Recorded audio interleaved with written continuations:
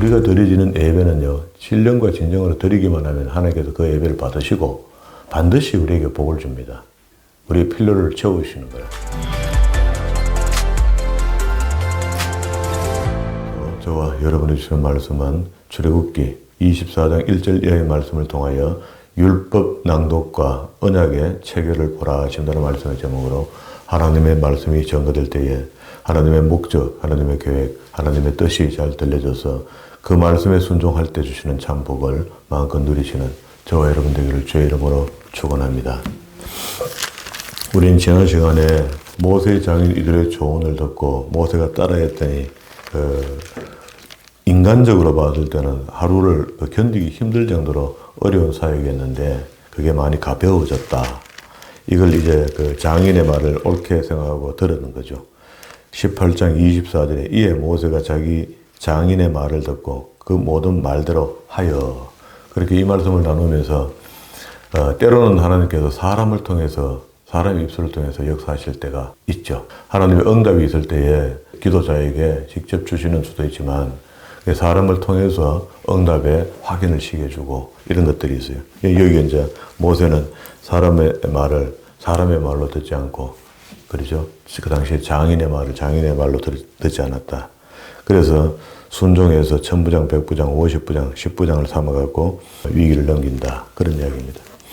그리고 난 뒤에 이제 시내산에 도착한 것이 지난 시간에 우리 봤던 말씀인데요. 첫 번째 시내산에 도착해서 하나님께서 제일 중요한 이야기를 합니다. 서두에 8차례 시내산에 오르락내리락 하면서 첫 번째 시내산에 올라가서 만났죠.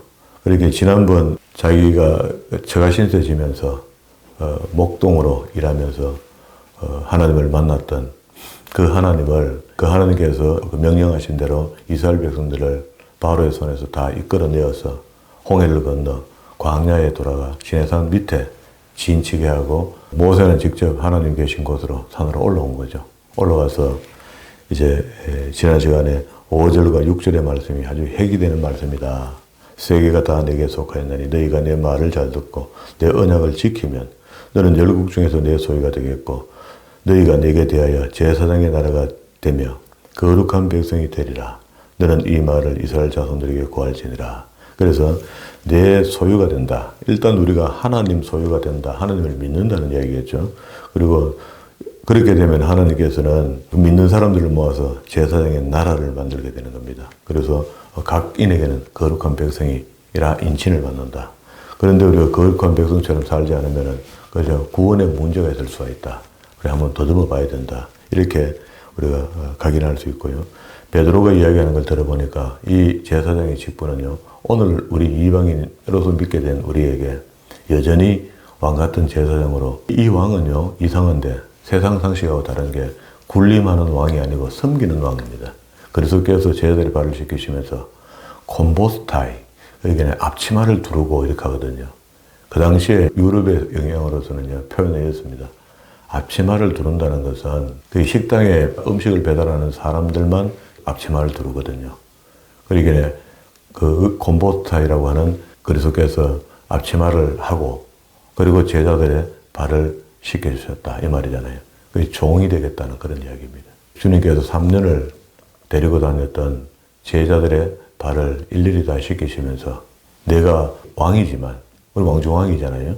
그런데 내가 군림하러 온 것이 아니고 섬기러 왔다 이렇게 했습니다. 그래서 우리가 그리스도인들은 신의 성품에 참여하는 데까지 가자 하는 베드로의 고백처럼 우리가 섬기는 데에 대해서 적극 반응해야 된다. 이거는 뭐 어쩔 수가 없는 겁니다.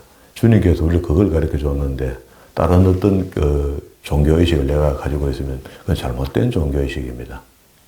그게 주님을 제대로 만났다면 서서히 사람이 섬김의 사람으로 바뀌어진다는 겁니다. 그게 왕같은 제사장이 되는 겁니다.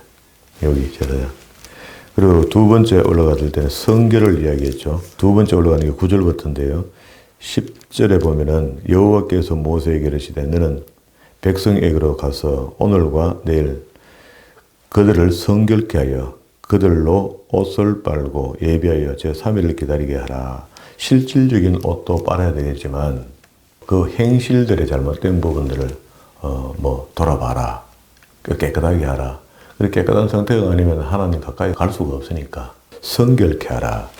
그때 이때는 뭐 정결례도 없지만은 그래도 하나님께서 명령하셨고 성결케 하는 게 어떻게 하는 거죠? 하고 묻기도 하고 그래서 어쨌든 성결을 준비해서 다 모여 있습니다. 14절에 모세가 산에서 내려 백성에게 이르러 백성으로 성결케 하니 그들이 자기 옷을 빨더라. 이때는 뭐 할 수 있는 방법이 없잖아요. 뭐 회개하는 것도 뭐 잘 모르고 이러니까 일단은 옷을 빨자 하고 깨끗하게 하자 하고 빠는 거야. 그래서 모세가 백성에게 이르되 예비하여 3일을 기다리라. 여인을 가까이 하지 말고 이렇게 했습니다. 이게 노업 제사장에게 갔던 다윗이 노업 제사장이 했던 말이 그 말입니다. 한 3일 동안 여인을 가까이 했거나 이런 부정한 일이 없으면 내가 항전등을 주겠다 이렇게 했거든요. 그래서 우리가 그런 적 없다 하고 항전 얻어먹잖아요. 그 여인을 가까이 하는 게 성결이다.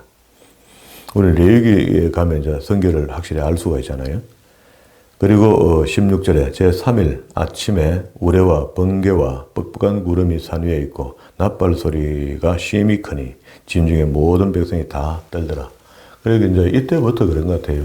구약에도 천사가 있었죠. 그 천사가 움직이는데 천사가 나타나든지 하나님 임재가 있다든지 뭐 이렇게 되면은요 선지자들은 대개 다 땅을 코에 댑니다. 바짝 엎드린다 그런 말입니다. 최대한으로 엎드리는데 고백이 이렇습니다. 오하로다. 육신으로서 하늘의 하나님을 만났다. 이렇게 표현해요. 그래서니까 내가 죽게 되었다. 이렇게 합니다. 모세가 하나님을 맞으려고 백성을 거느리고 진에서 나오매 그들이 산기슭에 섰더니 시내산에 연기가 자욱하니 여호와께서 불 가운데서 거기 강림하심이라. 그 연기가 옹기점 연기같이 떠오르고 온 산이 크게 진동하며 어제 우리 봤던 그 엘리야가 호렙산에서 하나님을 만날 때 땅이 진동하고 거기서 보니까 하나님 안 계시고 뭐 이렇게 했죠. 하나님 임재가 이렇게 표현하는 겁니다.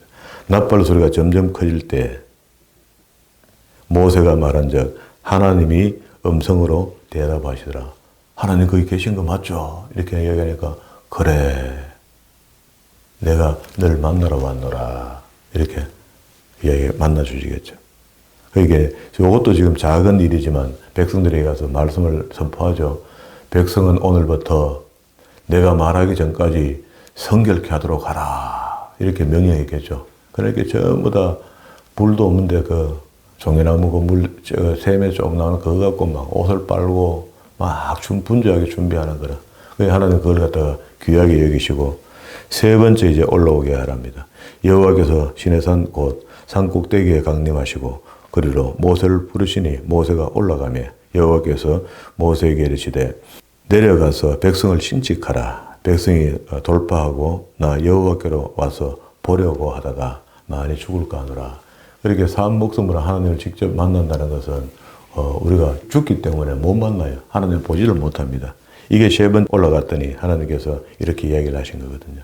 그리고 난 뒤에 24절에 19장 24절입니다. 여호와께서 그에게 이르시되 가라 너는 내려가서 아론과 함께 올라오고 제사장과 백성들에게는 돌파하고 나 여호와께로 올라오지 못하게 하라. 경계해줘라 말이죠. 내가 그들을 돌격할까 하노라. 모세가 백성에게 내려가서 그들에게 고하니라. 그리고 다시 20장 1절의 이야기입니다.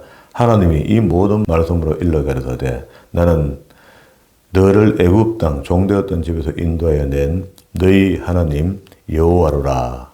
첫 번째 너는 나 외에 다른 신이 있게 하지 말지니라 하고 십계명을 이야기합니다. 이 십계명은 우리가 다 아는 거죠. 그러니까 이제 이 십계명을 다 하사하시고 네 번째 시내산에 20절 봅시다. 20장 20절에 십계명을 다 설명해 주시고 모세가 백성에게 이르되 두려워 말라. 하나님이 강림하시면 너희를 시험하고 너희로 경외하여 범죄치 않게 하려 하심이라. 그게 하나님이 시험은 하시는데 직접 하시진 않는다. 그런 이야기입니다. 직접 할 때는 타락한 천사 사단을 시험 도구로 뒀다 그랬잖아요. 그래서 하나님이 직접 시험하시긴 하시는데 직접 하시지 않는다. 허락한다 이 말이죠. 사람마다. 그렇게 보는 게 바르게 보는 거거든요. 그럼 21절에 백성은 멀리 섰고 모세는 하나님이 계신 암흑으로 가까이 가니라. 여호와께서 모세에게 이르시되 23절. 너는 나를 비교서 은으로 신상이나 금으로 신상을 너희를 위하여 만들지 말고. 두 번째, 내게 토단을 쌓고 그 위에 너의 양과 소로 너희 번제와 화목제를 드리라. 내가 무릇 내 이름을 기념하게 하는 곳에서 내게 강림하여 복을 주리라. 그래, 요거는 뭡니까? 번제와 화목제를 드린다는 건 자기 죄를 없이 하는 것. 회개죠, 회개. 회개하고 하나님과 관계 회복이죠. 에베소스에서는 이걸 갖다가 하나님과 우리 사이에 있는 담이라 했습니다. 죄의 담을 제하여 버리니까 하나님께서 이제 강림하셔서 복을 주시겠다. 우리가 드려지는 예배는요, 신령과 진정으로 드리기만 하면 하나님께서 그 예배를 받으시고 반드시 우리에게 복을 줍니다. 우리의 필요를 채우시는 거라. 25절에 내가 네게 돌로 단을 샀거든 다듬은 돌로 샀지 말라. 내가 정으로 그것을 쪼면 부정하게 함이니라. 너는 청개로 내 단에 오르지 말라. 하체가 그 위에 드러날까 함이니라. 자, 그때는 속옷이 없거든요. 호지 옷만 입고 있다고요. 그리고 호지 옷만 입고 있다가 우리나라도 뭐 근대에 뭐 속옷 입었지 속옷 입었겠어요? 그게 둘둘 호지 옷으로 입고 다니는 그런 사람이 걸어서 청계를 하나님 만나러 단에 올라갈 때 올라가면은 그 돌이 사람 속을 본다는 겁니다. 그럼 그건 참 경망하겠죠. 그러니까 그걸 그렇게 올라오지 말라는 겁니다.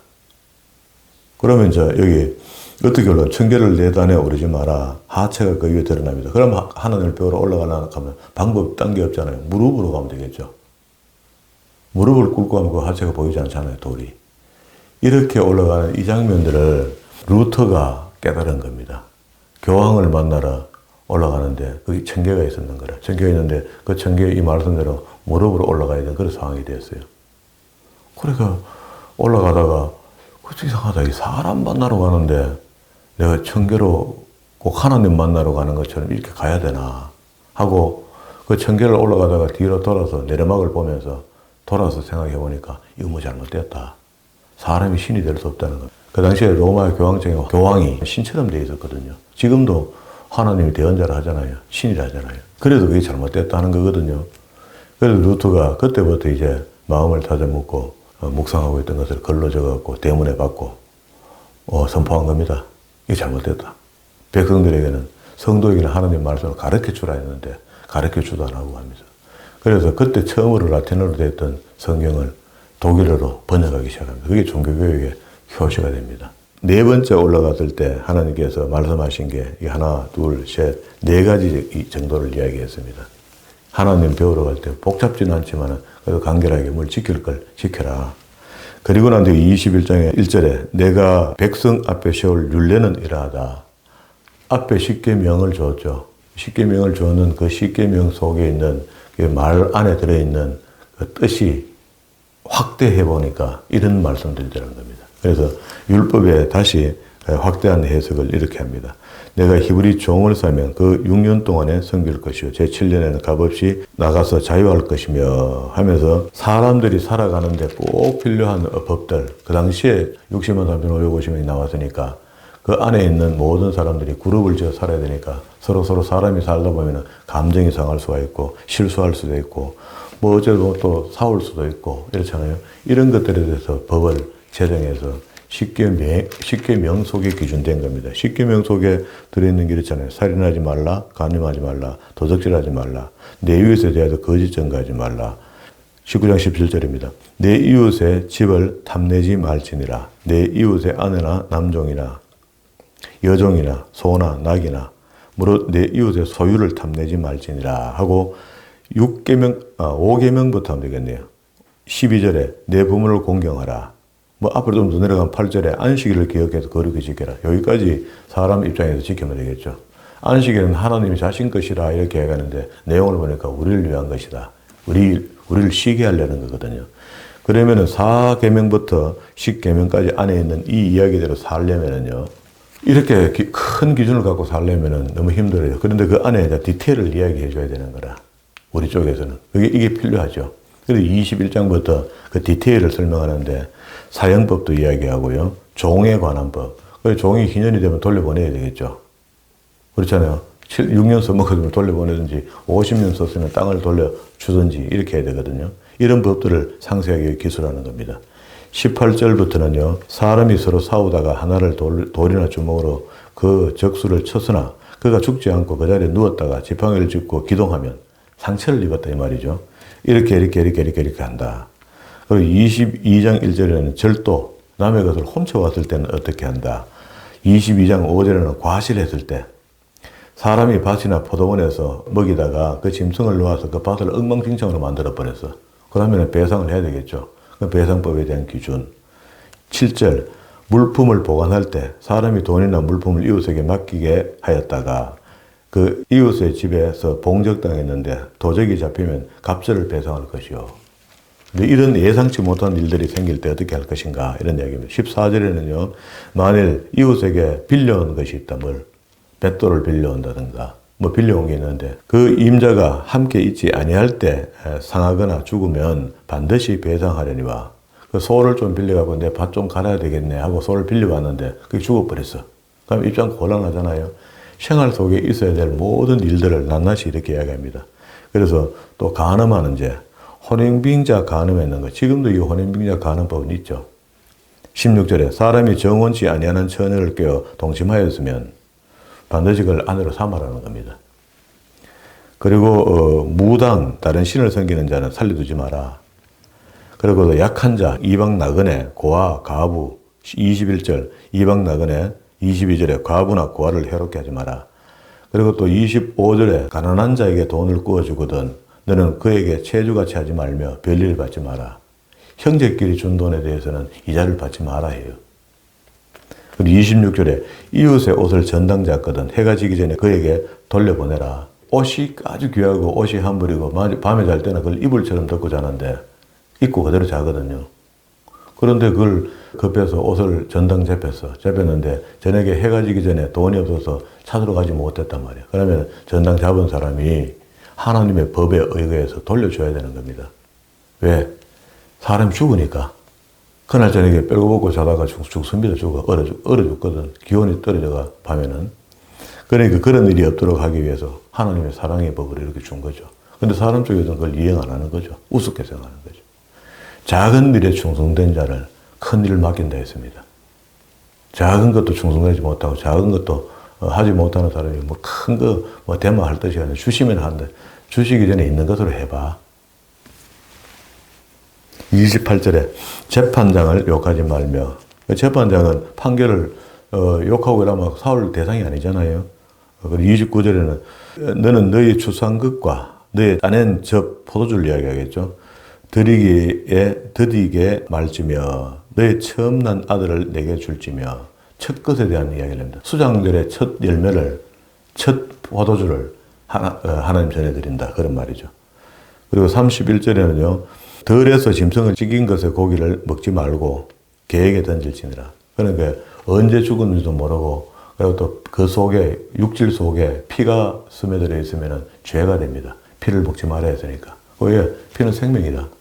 그리고 송사에 대해서 23장에 이야기합니다. 너는 험악한 풍수를 전파하지 말며 악인과 연합하여 무함하는 정인이 되지 말며 다수를 따라 악을 행하지 말며 송사의 다수를 따라 부정당한 증거를 하지 말며 그렇게 그 정인으로 섰는데 그 정인이 가서 거짓 증언을 해버렸구만 한 사람이 피해를 입게 되죠. 한 사람은 그냥 덕이 되겠지만 한 사람은 피해가 된다. 이게 바르게 해야 된다. 4절에 이렇게 합니다. 내가 만일 내 원수의 길 잃은 소나 나귀를 만나거든 어떻게 하시겠습니까? 원수니까 에이라 모르겠다. 원수의 소니까 나도 버리자고 이렇게 합니까? 그러지 말아요. 그리고 그 사람에게 다시 돌려줘 찾아주라는 거예요. 그러니까 이제 원수처럼 지나던 사람이 그런 마음이 좀 풀리겠죠. 야, 이 사람이 나를 원수처럼 생각해야 되는데 선을 베푸네 하고 마음을 돌리겠죠. 8절에는 너는 뇌물을 받지 말라. 뇌물은 밝은 자의 눈을 어둡게 하고 의로운 자의 말을 굳게 한다. 10절에는 너는 6년 동안에 땅에 파종하여 그 소산을 거두고 제7년에는 갈지 말며 안식년을 이야기하는 거겠죠. 이 절기 우리 어제 본 거잖아요. 출애굽기에 있는 말씀은 이렇게 되어 있다 이 말입니다. 12절에 너는 6일 동안에 내 일을 하고 제7일에 쉬라. 그리고 니만 쉬는 것이 아니고 소, 나귀, 그 밑에 종과 종의 자식들, 나그네들을 전부 다 쉬게 해라. 유대인의 3대 절기를 설명합니다. 14절에 너는 매년 3사씩 절기를 지키는데 너는 무교절 절기를 지켜라. 16절에 맥수절을 지켜라. 16절 중간에 수장절을 지켜라. 그리고 수장절은 이제 포도를 따서 그게 저장성이 약하잖아요. 그대로 놔두면 썩어봅니다. 그러니까 전부 다 그걸 갖다가 포도주 접틀에 넣어서 짜갖고 그걸 포도주를 담는 거죠. 그렇게 오랫동안 먹을 수 있는 겁니다. 너는 모든 남자들 매년 3번씩 주 여호와께 보일지니라.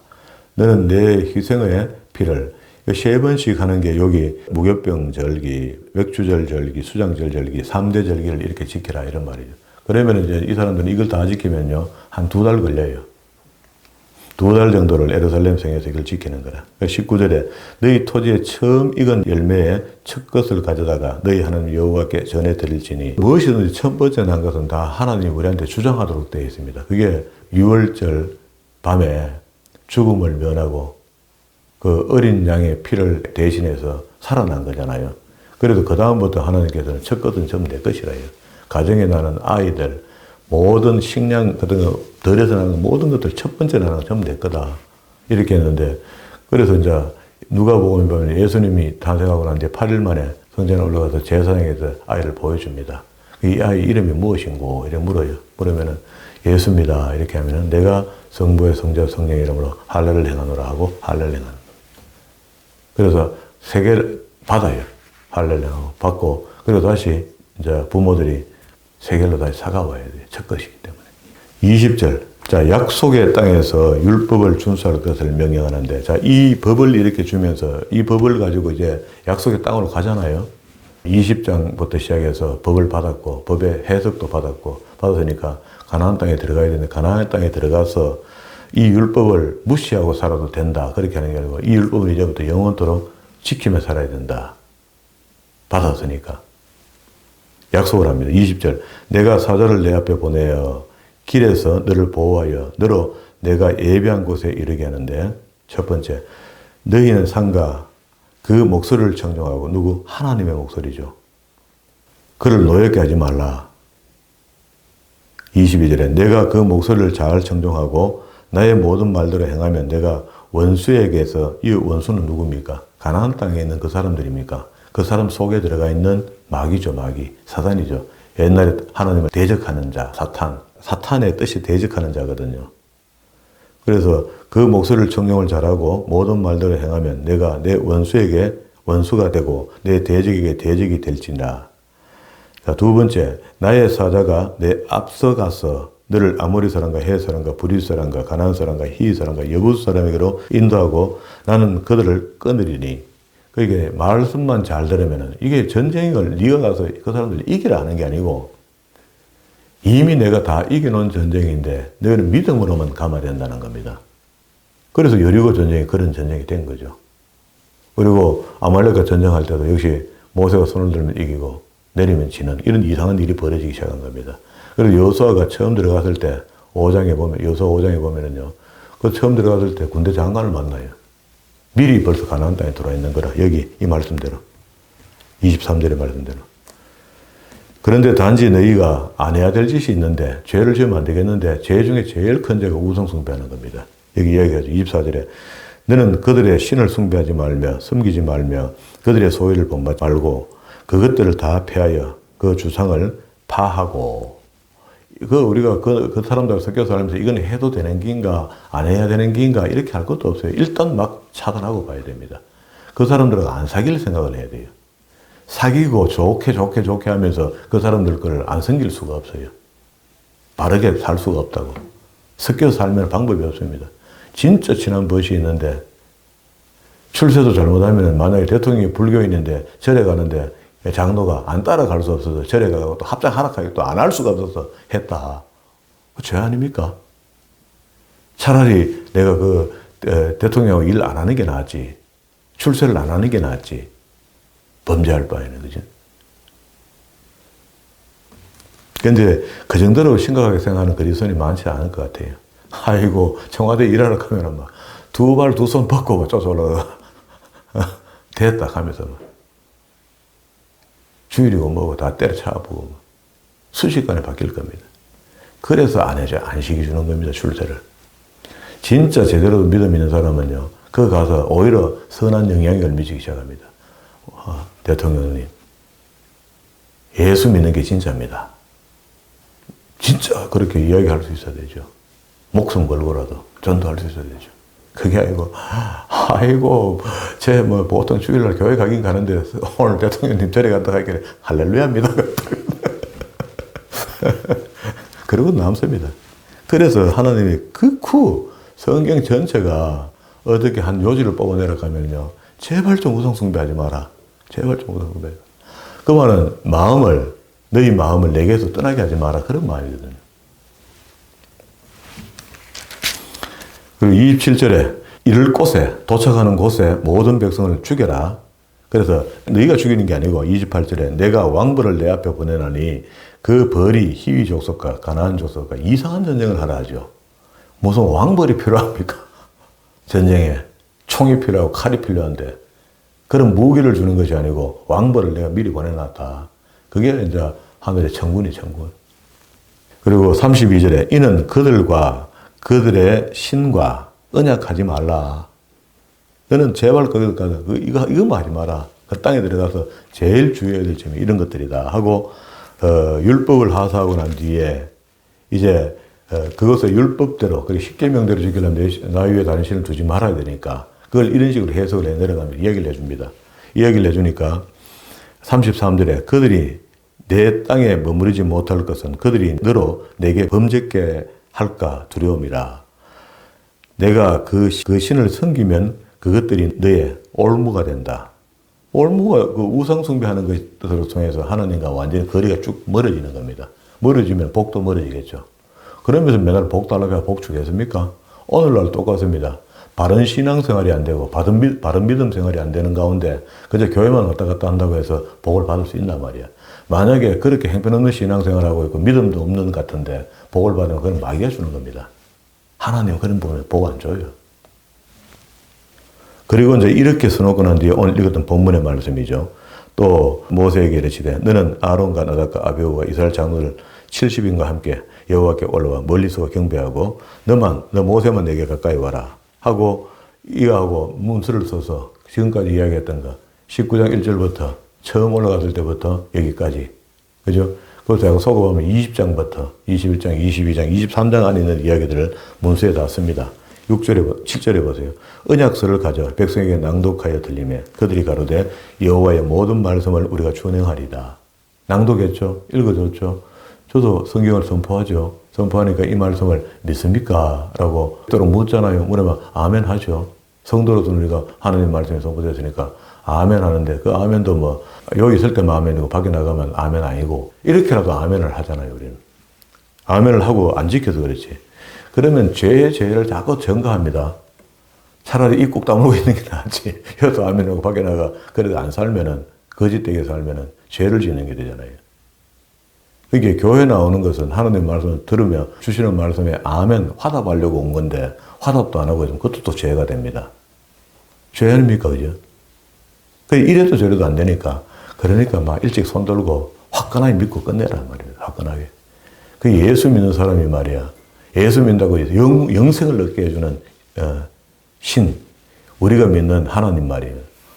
전능자 하나님 앞에 우리가 보잘것없는 미천한 우리가 하나님을 알게 되고 하나님을 믿게 해준 것 이것만 갖고도 감격하고 황소무지로소이다 하고 내가 이때까지 갖고 있던 모든 기타 등등 객기들 아니십니까? 취미들 뭐 꼭 이거 하나면 나 죽는다 하는 것들 말이야. 이거 전부 다 내려놓고 내 생명을 영생을 얻게 하신 그분 앞에 내가 다 드리리다 하고 내 시간을 하나님께 드려야 되는 거죠. 그걸 안식일 지키는 겁니다. 예배를 지키는 겁니다. 그런 결단력도 없는 사람이 세상에서 무슨 승리한 삶을 살 수 있겠습니까?